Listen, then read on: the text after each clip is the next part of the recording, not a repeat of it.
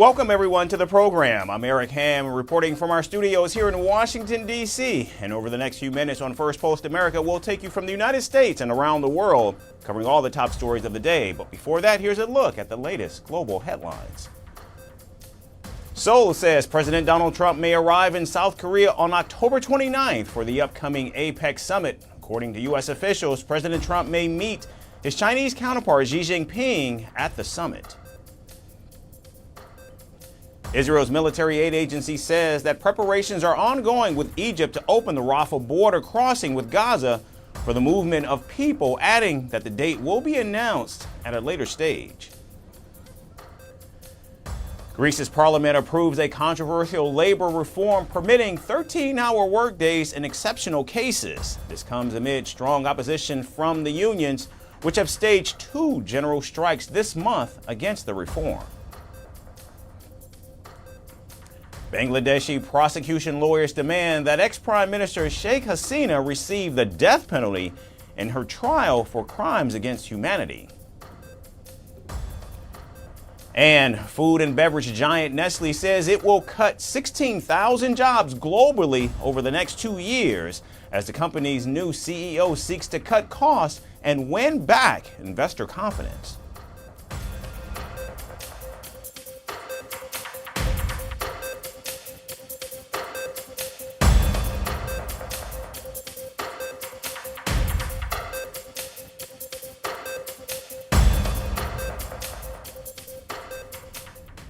We begin here in Washington, where President Donald Trump on Wednesday praised India's Prime Minister Narendra Modi as a great man and a time-tested leader. He also called India an incredible country. Speaking at the White House, the president said Modi loves him before quickly clarifying that he did not want his words to be taken differently. I think they were great. He reported to me that he's a great man, you know. Modi is a great man. That he loves Trump. Now, I don't know if the word love, I don't want you to take that any different. I don't want to destroy his political career, okay? President Trump then went on to describe how India had experienced frequent leadership changes in the past, but noted that Prime Minister Modi had stood the test of time. You have to understand, I've watched India for years. It's an incredible country. And every single year you'd have a new leader. I mean, some would be in there for a few months, and this was year after year after year. And my friend has been there now for a long time, and he is. Now, this isn't the first time President Trump has praised the prime minister. In fact, in September, President Trump hailed the Indian leader and said that he will always stay friends with him. His comments were soon reciprocated by the prime minister on X. President Trump claimed that Narendra Modi personally assured him that New Delhi would, however, stop purchasing oil from Russia. He also claimed that the change would not happen immediately, but within a short period of time. And he's assured me there will be no oil purchased from Russia. I don't know, maybe that's a breaking story. Can I say that? Would you say? There will be no oil. He's not buying his oil from Russia. It started. You know, you can't do it immediately. It's a little bit of a process. But the process is going to be over with soon.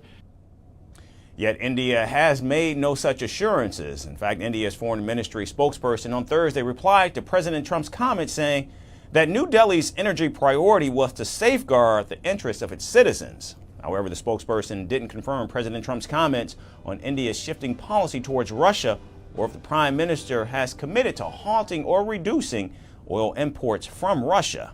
Trump's comments come as Washington is intensifying efforts to cut off Moscow's energy revenues, a crucial funding source for its war in Ukraine. Oil and gas are Russia's biggest exports, and Moscow's biggest customers include China, India, and Turkey. President Trump said his next goal was to persuade China to take similar steps. Now I got to get China to do the same thing. You know, that is relatively easy compared to what we just did over the last week in the Middle East. Middle East was 3,000 years, and we got it done. This is 3 years, and I think we'll get it done. I think that President Putin, I think he wants to get it done. We'll see. China, in response, said that its purchase of Russian oil were legitimate, denying unilateral bullying by the United States. The Trump administration is also pushing Japan to stop importing oil and gas from Russia as well. U.S. Treasury Secretary Scott Bessent confirmed that he communicated this expectation to Japan's finance minister during his visit to Washington this week. President Trump even accused India of helping fund Russia's war machine through oil purchases, saying that those imports made his efforts to end the war in Ukraine much harder. As a result, the White House has imposed steep tariffs of up to 50% on Indian goods, describing them as penalties for buying Russian oil and weapons. The levies are among the highest in the world, including a 25% surcharge on any transaction linked to Moscow's defense or energy sectors. India, meanwhile, has maintained that it remains neutral in the Russia-Ukraine conflict. Indian officials have rejected Washington's claims that Delhi profits from the war, calling them a double standard, adding that several Western countries continue to conduct business with Russia themselves. So as for now, the two countries are at an impasse over Russian oil with no end in sight. Tensions between Washington and Caracas continue to remain tense, with President Donald Trump confirming that he's authorized the Central Intelligence Agency to conduct covert operations in Venezuela. The move marks one of the boldest escalations yet in the long-running campaign to force President Maduro from power. Speaking from the Oval Office on Wednesday, President Trump said that the CIA's mission was justified by what he called a surge of Venezuelan migrants and drug traffickers entering the United States. However, no evidence has been provided for these claims, which U.S. officials have not independently verified. I authorize for two reasons, really. Number one, they have emptied their prisons into the United States of America. They came in through the border. And the other thing are drugs. We have a lot of drugs coming in from Venezuela. And a lot of the Venezuelan drugs come in through the sea, so you get to see that. But we're going to stop them by land also. Now, this is the latest indication that President Trump's approach to the crisis has shifted from diplomatic pressure to direct action, a move that critics say risks igniting a regional conflict. Yet President Trump's public admission of a secret authorization is virtually unprecedented, breaking the usual veil of silence around intelligence missions. Does the CIA have authority to take out Maduro? We're not going to let this country, our country, be ruined because other people want to drop, as you say, their worst. And so, I mean, it's just one of those things. And I can tell you, we've taken care of the sea. There's nobody, and we're watching. We're watching. And if we see it, we'll save it. During a dinner at the White House on Wednesday, President Trump even joked about people being nervous about U.S. strikes on Venezuelan vessels, adding that the time has come that nobody wants to go anywhere near the water. And speaking of Venezuela, we have a lot of drugs. We had a lot of drugs coming in by water, and that stopped. In fact, nobody wants to go fishing anymore. Nobody wants to do anything near the water. They might have a beautiful boat, and they might as well get rid of their boat because they are very nervous about it. Venezuela's government swiftly condemned President Trump's statement as a quote-unquote flagrant violation of international law, accusing Washington of seeking regime change to seize control of the country's oil. In a fiery television speech, President Maduro accused the CIA of orchestrating a coup d'etat in the region. And hours later, he ordered nationwide military drills and mobilized troops, police, and civilian militias to defend the country's mountains, coasts, schools, hospitals, factories, and markets. No al cambio de régimen. No to regime change, which reminds us so much of the endless, failed wars in Afghanistan, Iraq, Libya, and so on. No to CIA-orchestrated coups d'etat, which recall the 30,000 disappeared in the CIA-backed coups against Argentina. Pinochet's coup, and the 5,000 young people who were killed or disappeared. Neighboring Colombia condemned Washington's CIA operation, warning of possible consequences. Honestly, I'm not much of a fan of the policies pursued by the current government of Venezuela because I did not recognize it. I won't get into that, but I do know what can happen in Colombia, and that is my responsibility. If missiles start falling over there, or as announced today, if a violent operation begins by land carried out by CIA agents, that would run counter to the United Nations Human Rights Commission's resolution, which unanimously approved the Colombian resolution.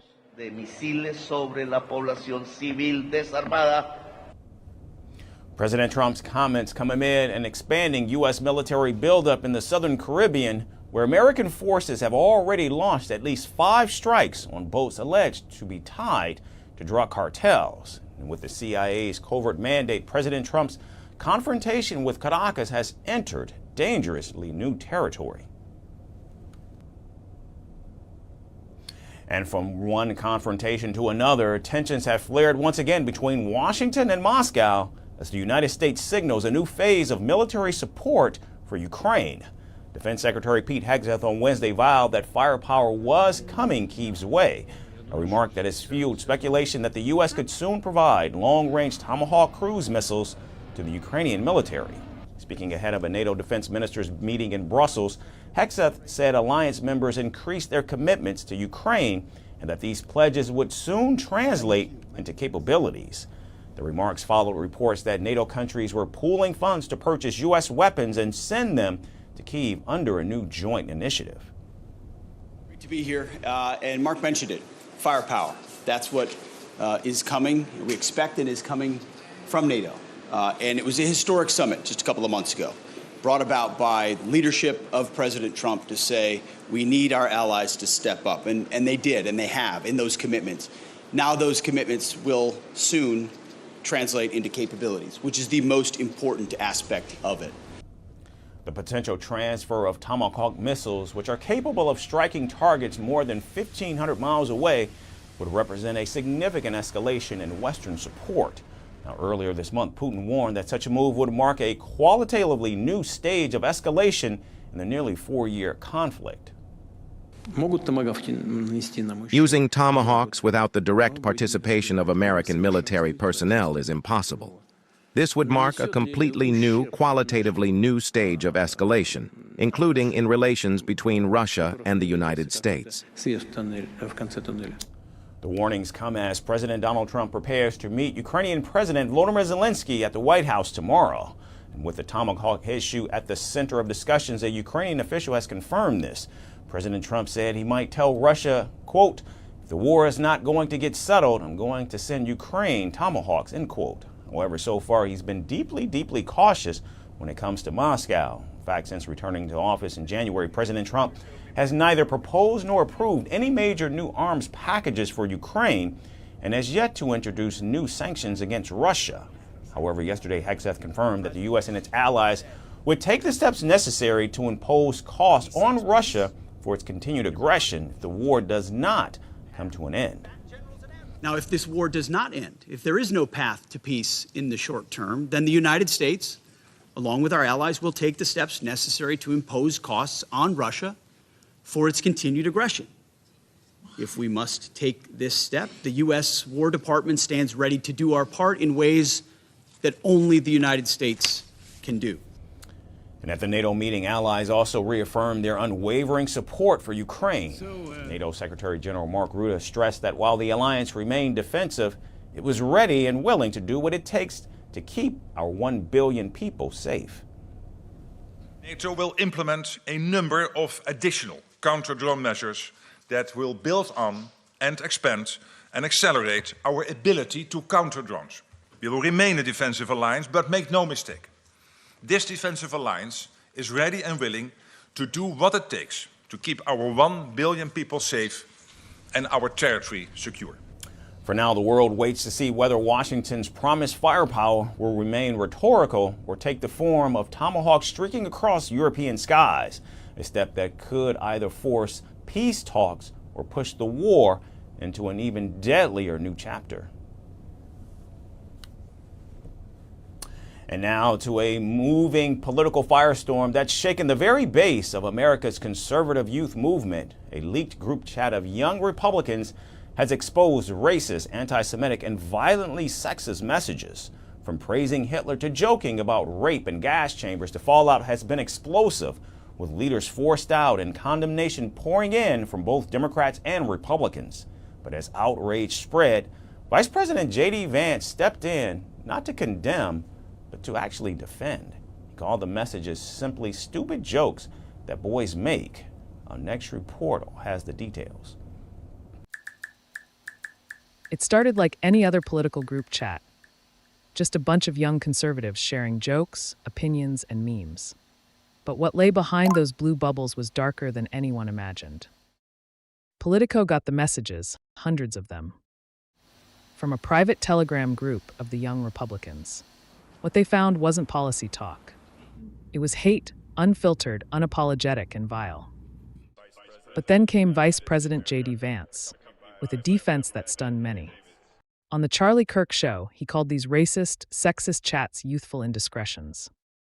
He said, "This is what kids do," and asked critics to grow up. Grow up. I'm sorry, focus on the real issues. Don't focus on what kids say in group chats. But the reality is that kids do stupid things, especially young boys. They tell edgy, offensive jokes. Like that's what kids do. And I really don't want US to grow up in a country where a kid telling a stupid joke, telling a very offensive, stupid joke, is a cause to ruin their lives. Only these kids weren't kids. Some were nearly his own age.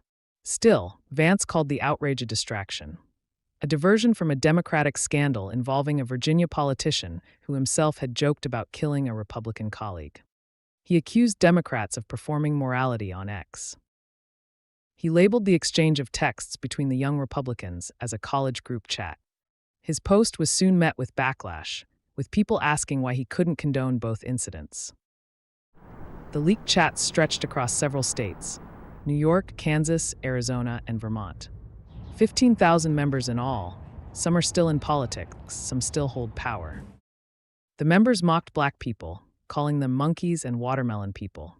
They used slurs. More than 250 times they praised Hitler, they joked about rape, they even fantasized about gas chambers and slavery. And these weren't anonymous trolls. These were political insiders, staffers, campaign workers, and even elected officials. And many knew exactly what they were doing. When the leaks came out, the reaction was swift. Democrats condemned it, Republicans condemned it, even the Young Republican National Federation itself called for resignations. Some members in the group chat have since apologized for the texts, while maintaining that the messages could have been altered. The Young Republicans were supposed to represent the next generation of leadership with fresh voices and new ideas. Instead, their group chat showed something else: a window into the rot beneath the slogans. Because when the masks slipped, what came out wasn't youthful humor. It was hate hiding behind irony. And the messages meant to stay private have now become public forever. In politics, words can build movements or destroy them. And for these Young Republicans, it wasn't just a chat that got leaked. It was the truth that did. And finally, in Lima, Peru, tear gas filled the air as police clashed with thousands of protesters demanding the resignation of the country's newest interim president. What began as calls for justice exploded into violence, with at least one person dead and more than 100 injured. The unrest comes less than a week after President Dina Boluarte's impeachment, plunging the nation deeper into political turmoil. Here's the story with more.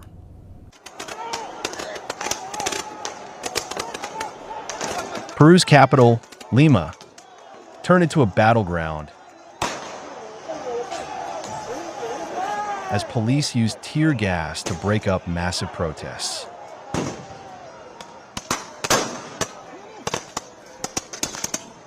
The anger is against the country's new interim president, Jose Harry. At least one person has died, and over 100 people have been injured. The unrest erupted less than a week after former President Dina Boluarte was removed from office. Thousands of demonstrators gathered around Plaza San Martin, waving flags and chanting slogans.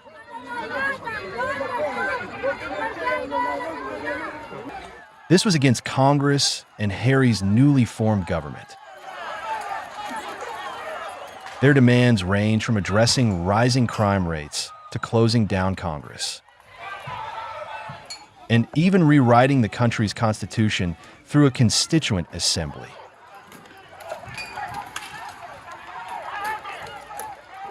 The protest, organized mainly through social media by youth groups, along with labor unions, transport workers, and civil society groups, quickly escalated into violence.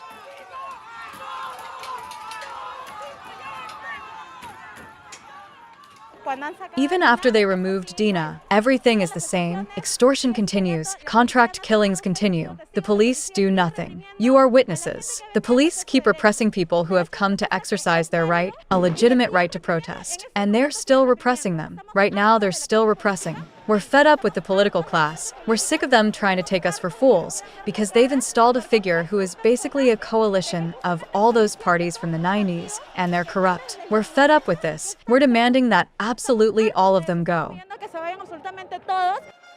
Protesters set fire to fences, hurled fireworks, and Molotov cocktails.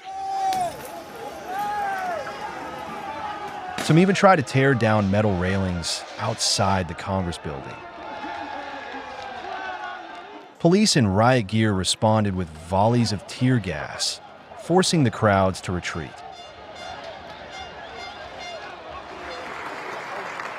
Interim President Jose Herry, a 38-year-old legislator, took power after Boluarte's ousting on October 9th. This happened after Peru's main political parties withdrew their support for her government, leading to her impeachment. What then followed was the formation of a new cabinet. And Jose Herry was sworn in as the interim leader of Peru.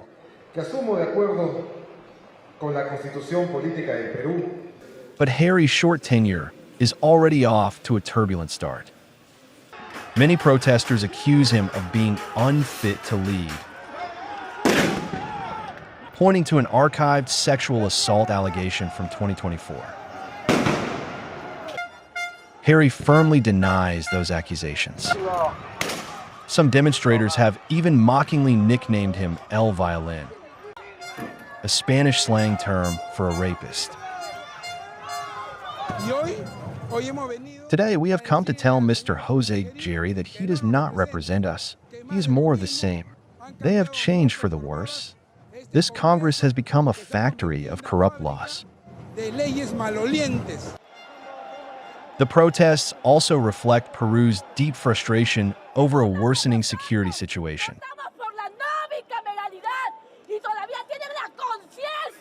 Reports of murders and extortion have surged in recent months, leaving citizens angry at what they see as political indifference and corruption. That's going to do it for us here at First Post America. We certainly thank all of you for tuning in. We look forward to seeing you right back here again tomorrow. Thanks everyone for watching.